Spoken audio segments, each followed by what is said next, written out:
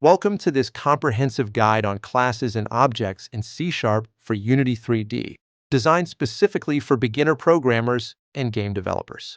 This video will serve as your foundational stepping stone into understanding these core programming concepts, crucial for effective game development within the Unity environment.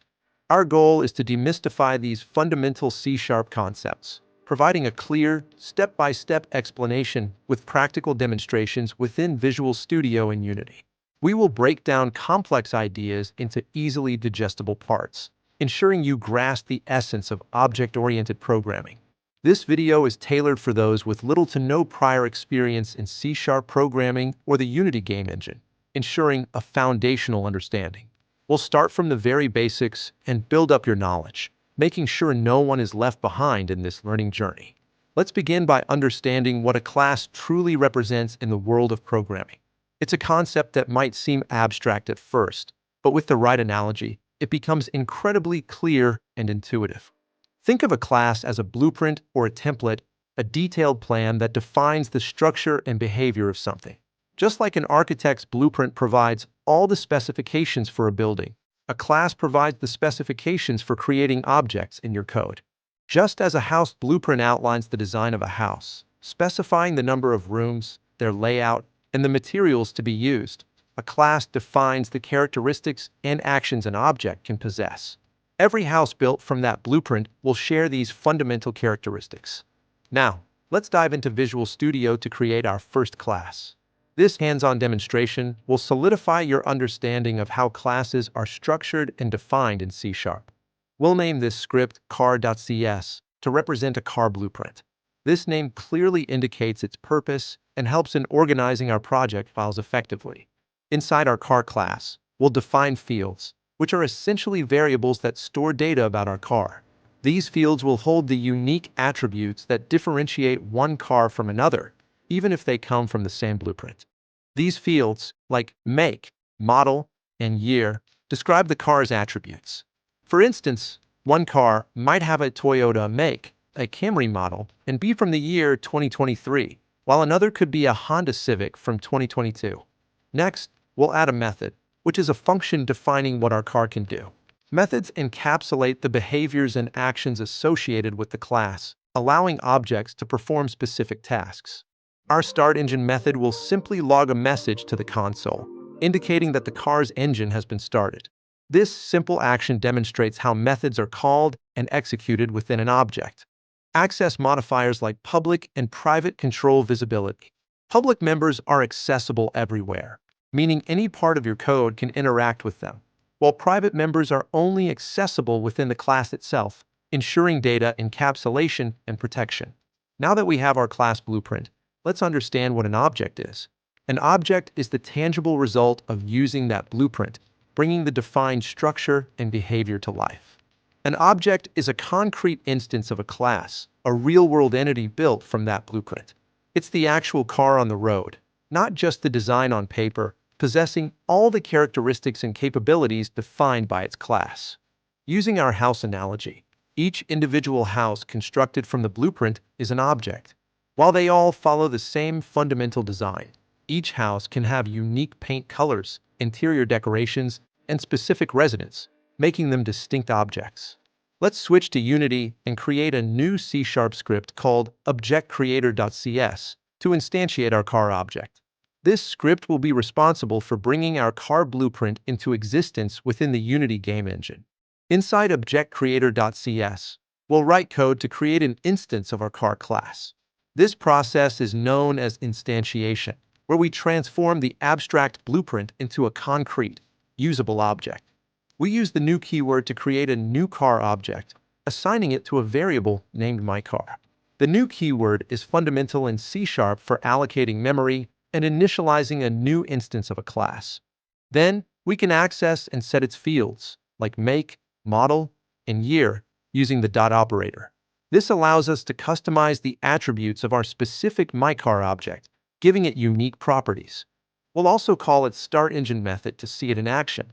This demonstrates how to invoke the behaviors defined within our car class on our newly created myCar object. After saving, run the Unity project.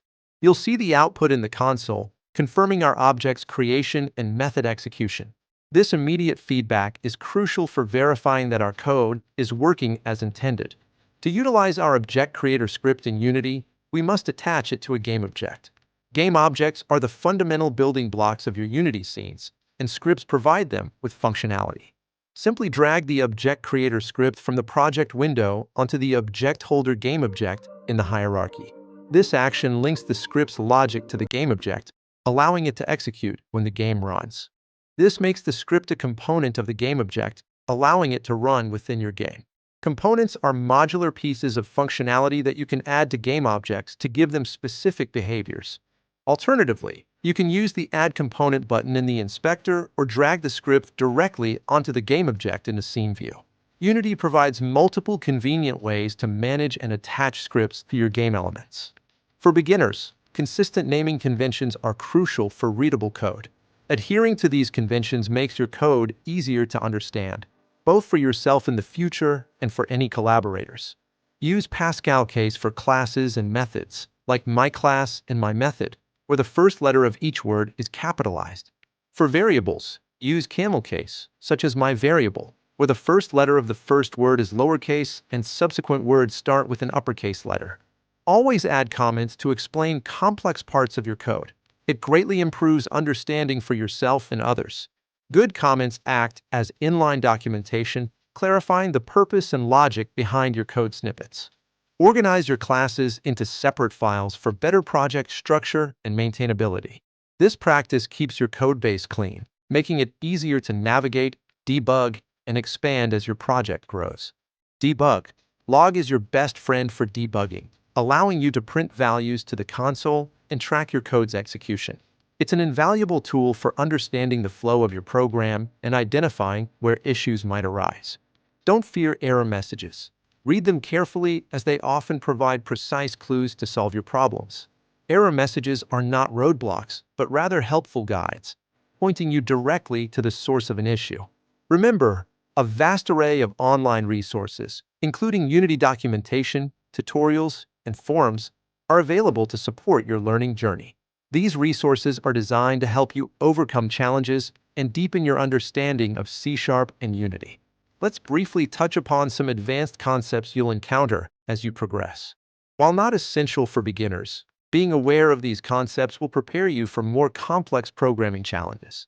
Constructors are special methods used to initialize objects when they are created, ensuring they start in a valid state.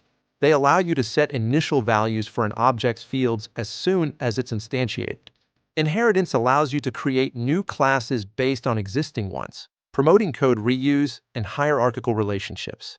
This means a sports car class could inherit properties and methods from a general car class, adding its own unique features. Polymorphism refers to the ability of objects from different classes to respond to the same method call in their own unique ways. For example, a draw method could behave differently for a circle object compared to a square object, even though the method name is the same. In summary, we've explored classes as blueprints, defining the structure and behavior, and objects as their instances, the concrete realizations of those blueprints. We also learned how to define fields to store data and methods to perform actions within our classes. We also covered the crucial step of attaching scripts to game objects in Unity. This process is fundamental for integrating your C# logic into your game world and making your game objects interactive. Your next step is to practice. Create your own classes and objects in Unity to solidify your understanding. Experiment with different fields and methods, and observe how they interact within your game. Continue exploring advanced topics like constructors, inheritance, and polymorphism to expand your C# knowledge. These concepts will unlock even greater power and flexibility in your game development journey. If you found this video helpful, please like, subscribe, and leave your questions or suggestions in the comments below. Your feedback helps us create more valuable content for the community. Thank you for watching, and happy coding!